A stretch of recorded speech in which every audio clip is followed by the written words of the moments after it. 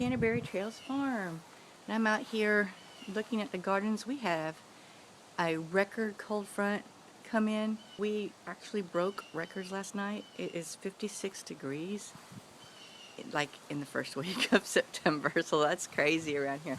We don't get this weather usually until late November, so it feels really nice. I got the windows open. The episode that you're about to see is a compilation of homestead updates from out at the homestead this past weekend, with an explanation as to why some of our videos disappeared, that we took them down. So with the new garden that I've put in gardens at both places on Saturday and then on Tuesday, I think it was. And we finally have a homestead update. We have been working hard. We have had a lot of things going on during the whole COVID thing. You might have wondered why some of our homestead videos disappeared from the homestead off of the channel. Unfortunately, it was a lot of the homestead videos that had the lowest view counts, and the research I did on the algorithm that YouTube uses, if you have a bunch of videos with low viewing, it lowers your average, and then you don't get pushed out as much in the search engines and stuff. And researching, we just decided to pull down about 4 months ago. We pulled down a lot of the videos that had like under 20 counts, like 15, 16 kind of views. And unfortunately, those were a lot of our homestead updates. You have them. If things pick up, I can repost them eventually. So we've gone to instead a twice a week format instead of the 4 times a week format. And since we knew that updating this homestead was going to be, we had a 5-year plan, so we knew it was going to be slower than what a lot of people wanted to see and we're talking about in the comments. So we're just going to do periodic updates. I just finished getting the last strip of linoleum off the floor, and that's been a long time coming. That was my job, and I'm only good for about an hour at a time on the floor. I'm doing my back. So it is off. That's the last piece, was behind where our fridge and everything is, the temporary everything that we got in here. And so that is done. So all the floor is up now. We're gonna get this old stove out of here and put it out in the barn. The thing was, I have the big vintage pink stove that we went and got from Joplin.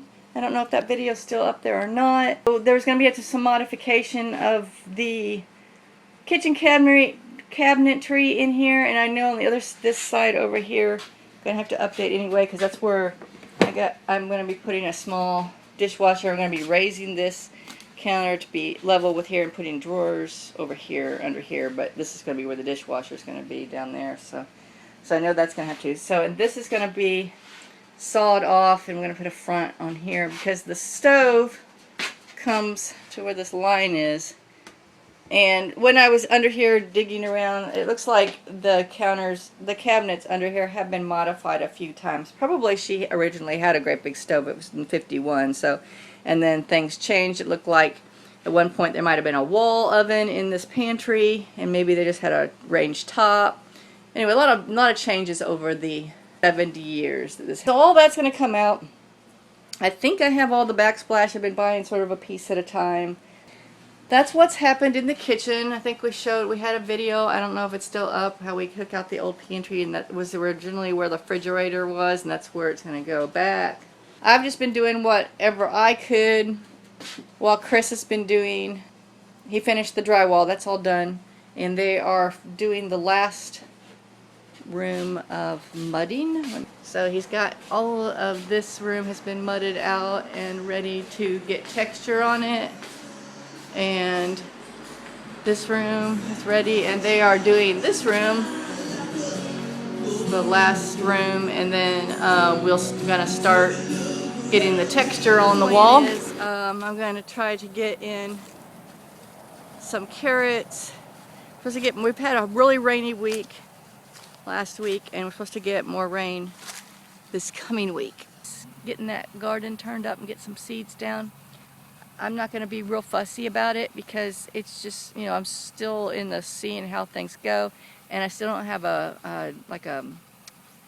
there's a name for it, but my brain's dead today. Like a tractor implement that goes back, that turns over the soil. There's a word, and I can't remember it. Anyway, we don't have that yet. I need to get that. That's one of the things. I'm going to give you a sort of a short video on Anna's house. Some people were asking about it, and we got it all moved in, and we're not really doing too much work on this yet until we are ready to.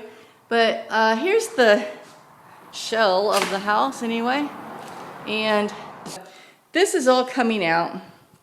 And what we're thinking about doing is from this point here, making a wall, and so this back part can be a bedroom, and then all where this square is, really this rectangle where these cabinets are, do another wall, and that's going to be a shower, a sink, and a toilet. We're probably going to do either an incinerator toilet or a compost toilet.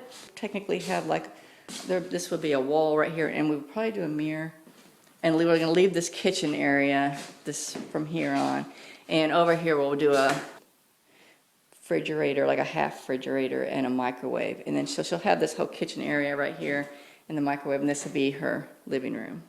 So, and then a little room for a little like dinette set right there. So we think it's going to work out good. It also has a nice attic and loft space, which because of her physical situation she can't access, but she will have storage up there. Dad can come do it, you know, with Christmas decorations and stuff.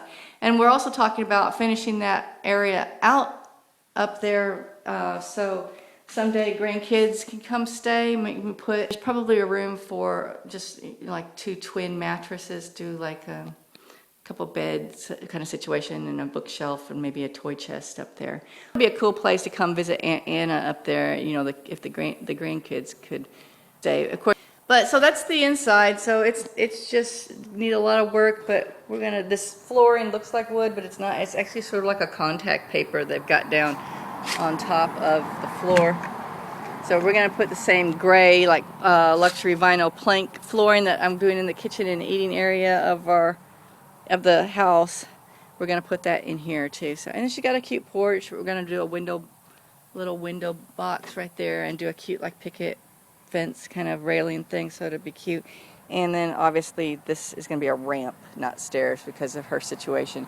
We have to keep in mind that with everything we do, at some point as an adult she may end up having to have surgery, or something might happen and she may be in a wheelchair for all or part of the time. So everything we do has to have that in mind, that I need to wheel herself around. So the plan right now is to do a ramp here on the ground and a walkway, like a flat concrete walkway going toward the front of the house, or maybe towards the back of the house. I don't know. We haven't really decided. It's going to go to the house in some capacity to wheel herself. Remember, we're going to do that screened in enclosed porch in the back. We're on the Anna house, and we'll keep you updated on that. I know there's a lot of, we'll keep you updated, but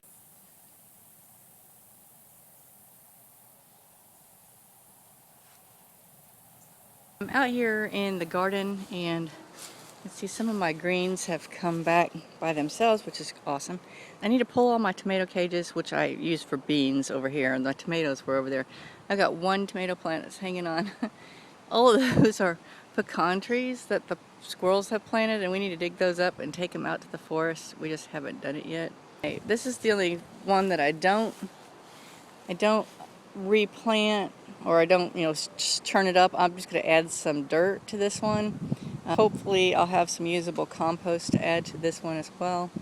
This is my medicinal herbs. It looks like crap right now because it's been so hot, but we're getting, the cold front is coming in, our hot weather is going away. I have my yarrow, which is pretty sad right now. My horehound, which is still doing really good. When I say we're doing really good, I'm talking about for consecutive days of 100 plus for 2 months here. So my echinacea always does really good, and then my parsley is, I think I did a video on parsley, and at the time my parsley was not doing good, but as you can see, as soon as the temperatures start to get a little bit cooler, everything comes back. The mint is, you know, comes and goes. Right now I pulled a bunch of it, always there, so I just let it grow, and I get it as I need it, and I harvest it, and then I pull a lot of it and compost it, but it doesn't go away ever.